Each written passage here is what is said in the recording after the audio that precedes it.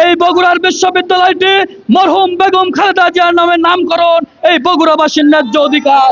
বগুড়াবাসীর দীর্ঘদিনের দাবি, বগুড়ার ছাত্র সমাজের দীর্ঘদিনের আশা আকাঙ্ক্ষার যে বিশ্ববিদ্যালয়, সেই বগুড়া বিশ্ববিদ্যালয়টি মহান জাতীয় সংসদে অনুমোদন হওয়ায় গণপ্রজাতন্ত্রী বাংলাদেশ সরকারের মাননীয় প্রধানমন্ত্রী শহীদ রাষ্ট্রপতি জিয়াউর রহমানের যোগ্য উত্তরসূরি জনাব তারেক রহমানকে বগুড়ার হাজারো ছাত্র জনতার পক্ষ থেকে, বাংলাদেশ জাতীয়তাবাদী ছাত্র দলের পক্ষ থেকে আন্তরিক ধন্যবাদ জানাচ্ছে, কৃতজ্ঞতা প্রকাশ করছে।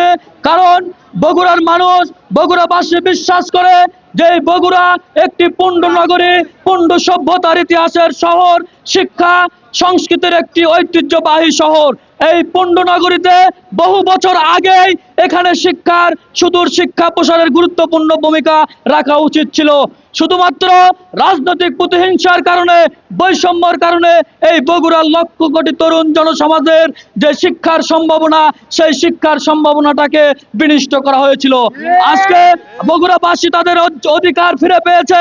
আমরা গণপ্রজাতন্ত্রী বাংলাদেশ সরকারের মাননীয় প্রধানমন্ত্রীকে আন্তরিকভাবে ধন্যবাদ জানাই, কৃতজ্ঞতা জানাই।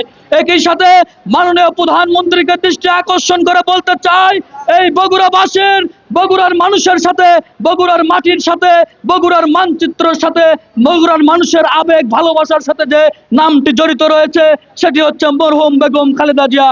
এই বগুড়ার বিশ্ববিদ্যালয়টি মরহুম বেগম খালেদা জিয়ার নামে নামকরণ এই বগুড়াবাসীর ন্যায্য অধিকার।